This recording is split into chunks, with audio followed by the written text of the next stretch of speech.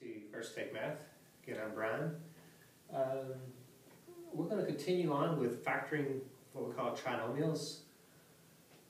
And we're going to use what we call the mama strategy or mama strategy. So, again, looking at a trinomial x squared minus 5x minus 14, and using the rectangular model, remember, we're looking for the edges to this thing. We're looking for those outer edges. These pieces are the ones that go on the inside of our model. Remember, the x squared is going to go in the upper left-hand corner. The negative 14 is locked in the bottom right-hand corner.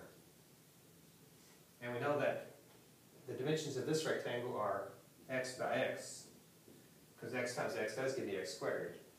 But we learned that to get this 14, there's a couple options. A 1 and a 14, or maybe like a 2 and a 7 would give us a 14.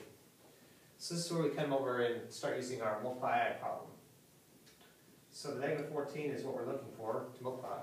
And the adding part comes from this middle term, this negative 5. So put that negative 5 over here. Now we list our factors of 14. The factors of 14, we have 1 and 14 multiply to give me 14. 2 times 7 is 14. 3 doesn't go into 14. 4 does not go into 14. 5 does not go into 14. 6 doesn't. 7 does, so we know that that's the only factors of 14. Now the other catch is, this is actually a negative 14. So one of these numbers has got to be negative. We also got to pay attention to that when we add them together, we have to get a negative 5. To add and get a negative 5, what that means is the bigger number is going to have to be negative.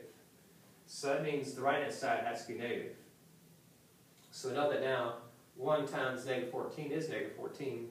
2 times negative 7 is negative 14. But which one of these will add to give me a negative 5? And you should see that that 2 and that negative 7 will add to negative 5. So this becomes our factorization piece. So to build the edges, we already got our x, the 2 and the negative 7 complete our edges. And we can verify this. X times negative 7 is negative 7x. 2 times x is 2x.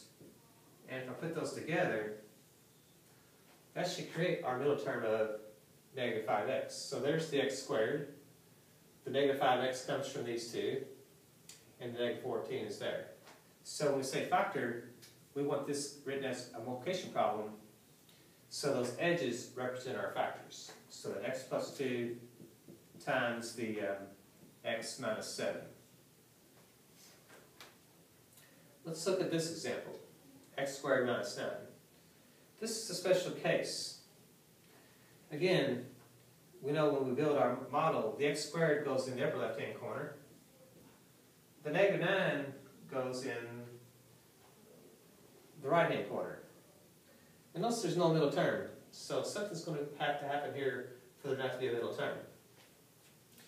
So let's see here. We want to multiply and add. So we want to use mama. So the negative 9 goes here. And since there's not a middle term, what that meant was the number in front of the x had to be 0, because 0 times x would be just 0. So the number in front of that x would actually have been a 0 for it to be disappearing. So the 0 would have to be that piece. So now we're looking at the factors of a 9. 1 and 9. 2 does not work. 3 does.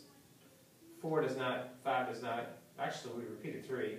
So that tells me we're actually done, because I already see 2 3s here. Now, to get a negative 9, one of them's got to be negative. To get a 0, well, it doesn't matter which one. So I'm just going to make the left-hand side negative, and we did see that these two numbers will zero out. Negative 3 plus 3 doesn't need to give me my 0. So those are my winners.